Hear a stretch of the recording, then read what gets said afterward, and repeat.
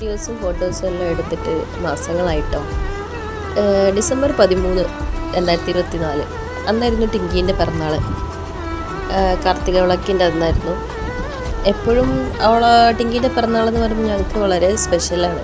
എപ്പോഴും അവളുടെ പിറന്നാളിൻ്റെ കുറേ മുന്നേ ഓരോ തയ്യാറെടുപ്പുകൾ തുടങ്ങും. പക്ഷെ വലിയ ആഘോഷങ്ങളൊന്നും ഉണ്ടാകാറില്ല, ചെറിയൊരു പിറന്നാളായിരിക്കും.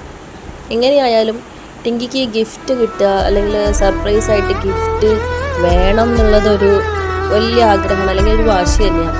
അതുകൊണ്ട് തന്നെ എല്ലാ കൊല്ലവും ഞാൻ എങ്ങനെയെങ്കിലും തട്ടിക്കൂട്ടി ഒരു ഗിഫ്റ്റ് ഒപ്പിക്കാറുണ്ട്. ചെറിയൊരു പെൻസിലോ ഒരു റബ്ബറോ എന്ത് കിട്ടിയാലും അവൾ വളരെ ഹാപ്പി ആയിരിക്കും. പക്ഷെ അത് പിറന്നാളിൻ്റെ അന്ന് കിട്ടുമ്പം അതിന് ഭയങ്കര ഒരു സന്തോഷമാണ്. ഈ കൊല്ലം ഞാനൊരു ചെറിയ ഫോട്ടോ ഫ്രെയിമാണ് കൊടുത്തത്. അപ്പോൾ ഞങ്ങൾ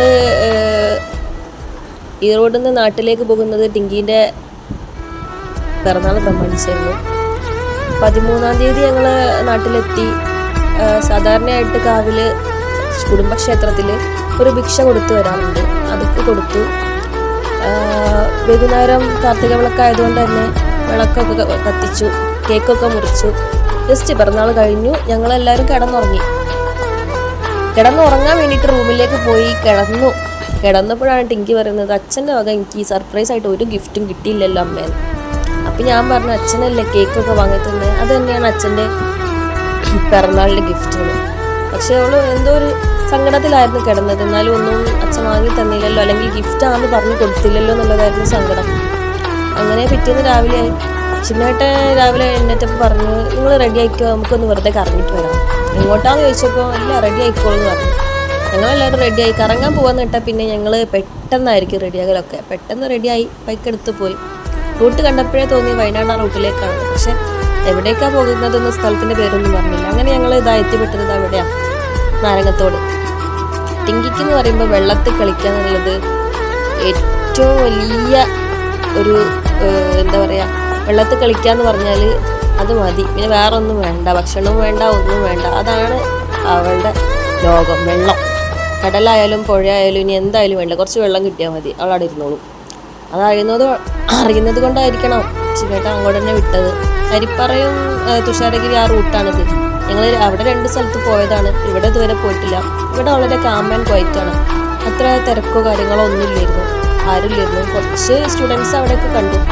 അങ്ങനെ കുറച്ച് നേരം വെള്ളത്തിൽ കളിച്ച് കുറച്ച് കഴിഞ്ഞപ്പോൾ മോൻ കരച്ചിലായി. പിന്നെ ഞങ്ങൾ ഇങ്ങോട്ട് കയറി. ഞങ്ങൾ പോകുമ്പോഴേ ചെറിയൊരു മഴച്ചാറലുണ്ട്. ഇവിടുത്തെ ഇപ്പം കുറച്ചും കൂടെ മഴയൊന്നും കൂടി, അതുകൊണ്ട് തന്നെ കുറച്ച് നേരം കളിച്ചുള്ളൂ, വേഗം തന്നെ കയറി. അവിടുന്ന് ഗാർഡ് പറഞ്ഞ് മലയിൽ വെള്ളം കയറി അറിയില്ല, പെട്ടെന്ന് കുത്തി ഒലിച്ചു വരുന്നു, അതുകൊണ്ട് തന്നെ പെട്ടെന്ന് കയറി. അപ്പോൾ വരുന്ന വഴി ടിങ്കിനോട് അച്ഛൻ പറഞ്ഞു, ഇതായിരുന്നു എൻ്റെ ബർത്ത്ഡേ സർപ്രൈസ് എന്ന്.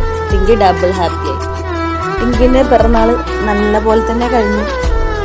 വിചാരിച്ച പോലെ ഗിഫ്റ്റും കിട്ടി. അവൾക്ക് പിറന്നാളാണ് ഏറ്റവും മുഖ്യം. വിഷു ആയിക്കോട്ടെ, ഓണായിക്കോട്ടെ, വേറെ എന്തും ആയിക്കോട്ടെ, പക്ഷെ പിറന്നാൾ കൊല്ലം തുടങ്ങുമ്പോഴേ ചോദിക്കാൻ തുടങ്ങും, എന്നാ എൻ്റെ പിറന്നാൾ. പക്ഷെ ഗിഫ്റ്റ് കിട്ടണം, അതൊരു ഭയങ്കര സന്തോഷമുള്ള കാര്യമാണ് അവൾക്ക്. അപ്പോൾ ഇത് ഞങ്ങളൊരു ചെറിയൊരു യൂട്യൂബ് ചാനൽ തുടങ്ങിയിരിക്കുകയാണ്. നിങ്ങളുടെ സപ്പോർട്ട് കൂടിയിട്ടേ മുന്നോട്ട് പോകാൻ പറ്റുള്ളൂ. അപ്പോൾ പ്ലീസ് ഗൈസ് സപ്പോർട്ട് ചെയ്യുക, ലൈക്ക് ചെയ്യുക, ഷെയർ ചെയ്യുക, സബ്സ്ക്രൈബ് ചെയ്യുക. പിന്നെ എന്തെങ്കിലും പോരായ്മകൾ, തെറ്റുകൾ, കുറ്റങ്ങളൊക്കെ ഉണ്ടാവും, അപ്പോൾ ക്ഷമിക്കാം.